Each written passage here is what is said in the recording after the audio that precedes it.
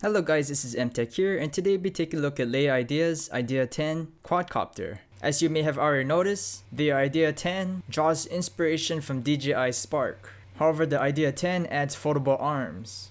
The Idea 10 is a foldable GPS quadcopter. It has a manually adjustable 1080p camera, which has a pretty nice wide-angle lens. The onboard camera is able to save to a micro SD card, which can be slotted in the back of the camera. The quadcopter also has orientation lights, foldable props, and a battery that charges with micro USB. Here we have the Idea 10's remote control. It's a pretty commonly used remote control for GPS quadcopters. There are two fake antennas on the top, there are two joysticks for movement, and a bunch of labeled buttons for features. On the top there's buttons for record and speed, and on the opposite side there's a tray for your phone, which in my opinion is a little bit flimsy.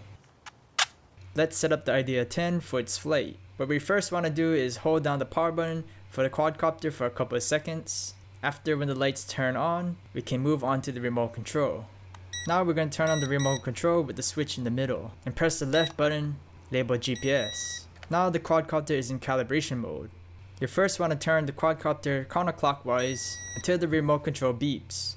Then point the quadcopter upwards and turn clockwise. Once you hear another beep, place the quadcopter on a flat surface and wait for all the lights to turn solid. This means that the quadcopter has connected to around 8 satellites and is now ready for flight.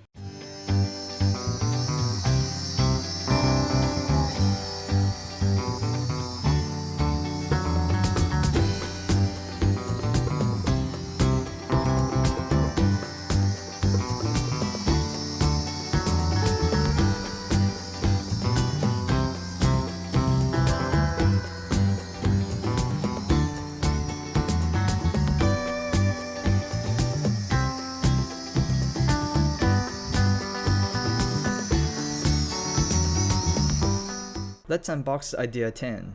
The quadcopter doesn't come in a box and instead uses a hard fabric case. The case opens up with a zipper on the side. Inside of the case is a foam cutout for all the different parts. We first have the Idea 10 quadcopter, which is neatly folded up. Next up we have the remote control, which can transmit around 250 meters. However, it's a good idea to keep in mind that the Wi-Fi live preview is only able to connect to the app up to 80 meters. On the top of the carrying case, there's a pouch with different parts. We have our charging cable, which is a standard micro USB, which plugs directly into the battery. You have spare props, and a screwdriver for taking off and installing props. There's also rubber feet which can be attached to the bottom of the quadcopter, which I've already installed. And finally, there are two instruction booklets, which go over features and setup for the quadcopter and app. Right, so let's take a closer look at the quadcopter. The arms fold out just like this. There's no particular order which you have to fold them out in. The arms are pretty stable and stay in place once folded out. On the top there's a power button that you press and hold to turn it on. The top shell of the quadcopter has a rubberized texture to it, which is pretty nice in the hand. Once powered on, we can see the orientation lights, which are white in the front and red in the back. The lights can be seen from the bottom and sides and are pretty bright at night. However, in the daytime it's a little bit hard to see. The props that are used with this quadcopter is the foldable type, which are pretty good for storage and also, in my opinion, are prone to less damage when crashed. In the back of the quadcopter we have the battery pack, which slides out when pressed, which is able to get around 15 minutes of flight. The nice part about this battery pack is that it uses a micro USB charging port for charging. This means you don't have to carry a separate charger for this battery. There's also a built-in LED indicator which turns off once the battery is fully charged. In the front of the quadcopter there's a manually adjustable camera which has a wide-angle lens and a resolution of 1080p. The camera can be manually adjusted up and down before flight. However, the camera is restricted with pointing down due to the ribbon cable in the back. And finally, there's a micro SD card slot for recording video, which is very useful since it doesn't rely on the Wi-Fi feed, which are pretty unstable for all quadcopters. Alright, so let's take a look at the remote control. The two antennas on top are only for looks and don't actually have an antenna inside. In the front we have a button for GPS.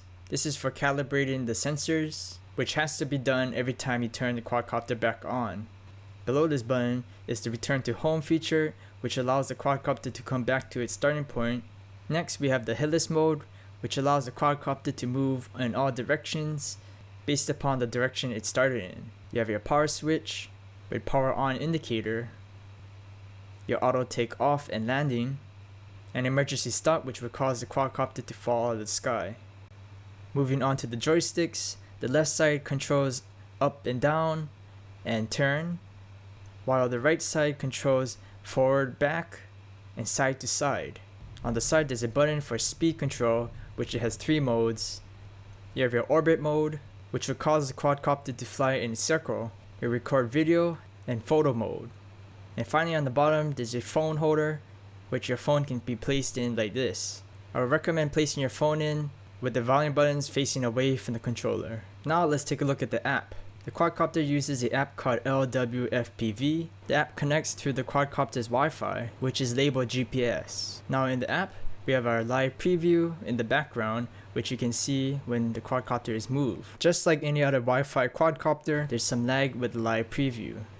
On the top bar, there's information such as speed, GPS coordinates, quadcopter battery life, signal strength, and settings. Below the bar is a map which you can see the quadcopter's position. On the side there's buttons for mode select, controls off and on, which brings up digital joysticks, which are exactly the same as the remote control. Next we have auto takeoff and landing, and lock. On the right side there's an option for VR headsets, record to phone, take photo to phone, and finally gallery.